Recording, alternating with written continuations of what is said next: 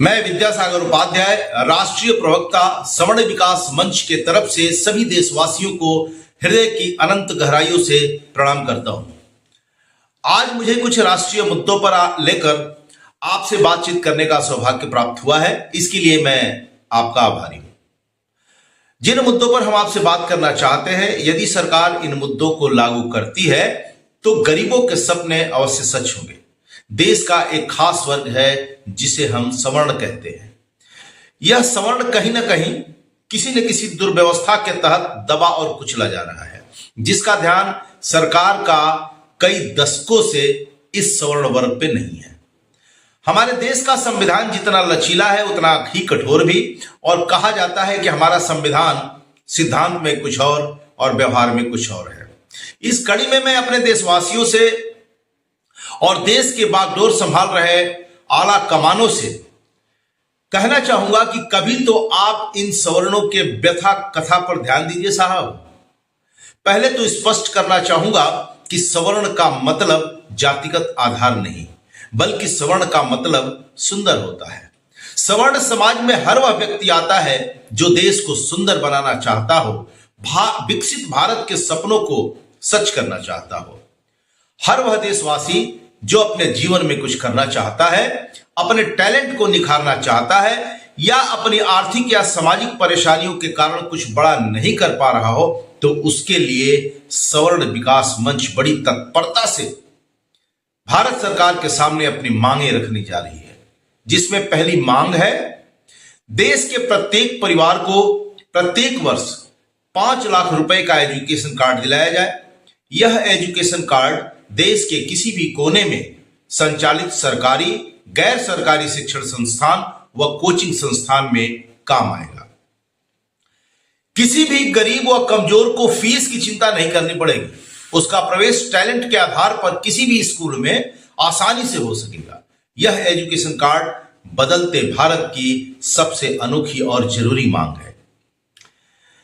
दूसरी मांग यह है कि सवर्ण पर साजिशन दर्ज किए गए फर्जी मुकदमों की उच्च स्तरीय जांच कराई जाए, उन मुकदमों को वापस लिया जाए, और इन मुकदमों के कारण सवर्ण समाज के हजारों नौजवानों का भविष्य चौपट हो रहा है।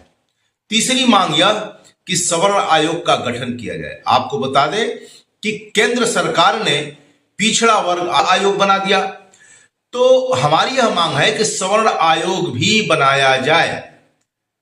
आजादी के 7 दशक के बाद भी केंद्र सरकार सवर्ण आयोग का गठन नहीं कर पाया है। सवर्ण के मुद्दे पर प्रधानमंत्री जी बड़ा दिल दिखाते हुए सवर्ण आयोग का गठन करें। हमारी अगली मांग है, यूपी बिहार समेत देश के सभी राज्यों में सवर्ण पर हो रहे हमले को तत्काल बंद कराया जाए और पीड़ित परिवारों को सरकार के द्वारा 50-50 लाख की आर्थिक सहायता प्रदान किया जाए। आपको बताते हुए अपार हर्ष हो रहा है कि देश का सवर्ण तेजी से सवर्ण विकास मंच से जुड़ रहा है। सवर्ण विकास मंच सवर्ण समाज के साथ साथ सभी वर्गों के परिवारों के बच्चों को टैलेंट के आधार पर उनके उच्च शिक्षा की वकालत करता है।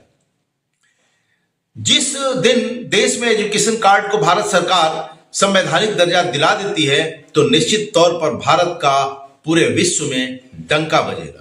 इसको लेकर सवर्ण विकास मंच एजुकेशन कार्ड यात्रा निकालने जा रहा है। इसका शंखनाद बिहार के नालंदा विश्वविद्यालय से होगा। यह यात्रा नालंदा से होते हुए नालंदा से शुरू होकर पटना, भोजपुर, बक्सर, बलिया, मऊ, गाजीपुर से होते हुए वाराणसी के काशी हिंदू विश्वविद्यालय तक जाएगी। इस एजुकेशन कार्ड के जरिए देश का भविष्य 100% सुनहरा होगा, क्योंकि आज की ट्रेडिशनल एजुकेशन से लेकर प्रोफेशनल एजुकेशन तक की शिक्षा व शिक्षा व्यवस्था काफी महंगी हो चुकी है। मिडिल क्लास व लोअर मिडिल क्लास के बच्चों को यदि एजुकेशन कार्ड मिलेगा तो उनके भविष्य के साथ देश का भी भविष्य सुधरेगा और सुनहला होगा। सवर्ण विकास मंच के अध्यक्ष माननीय श्री अजीत सिंह के पत्र के माध्यम से प्रधानमंत्री जी से अनुरोध किया है कि देश में 5 लाख का एजुकेशन कार्ड लागू कराया जाए। इसके साथ ही सभी राजनीतिक पार्टियों के सांसद व विधायकों से भी एजुकेशन कार्ड का समर्थन करने की अपील की गई है। एजुकेशन कार्ड न्याय यात्रा के लिए केंद्रीय गृह सचिव को पत्र लिखा गया है। अनुमति मिलने पर न्याय यात्रा की तिथि निर्धारित किया जाएगा। इस यात्रा से देश में एजुकेशन कार्ड की मांग तेज होगी। गरीबी के बोझ तले जी रहे युवाओं को एजुकेशन कार्ड ऑक्सीजन का काम करेगा। पूरे देश के युवाओं के माता पिता से मैं आग्रह करना चाहूंगा कि इस नेक कार्य में सवर्ण विकास मंच के साथ कंधे से कंधा मिलाकर चलें और अपने बच्चों के उज्जवल भविष्य की कामना करें। अब मैं भारत भूमि को चरण स्पर्श करते हुए अपनी बात को विराम देना चाहूंगा। आपने हमारी बातों को ध्यान से सुना, इसके लिए मैं आपके प्रति आभार प्रकट करता हूं। पुनः कुछ राष्ट्रीय मुद्दों के साथ और ज्वलंत मुद्दों के साथ आपके समक्ष जल्दी ही प्रस्तुत होऊंगा। जय हिंद, जय भारत।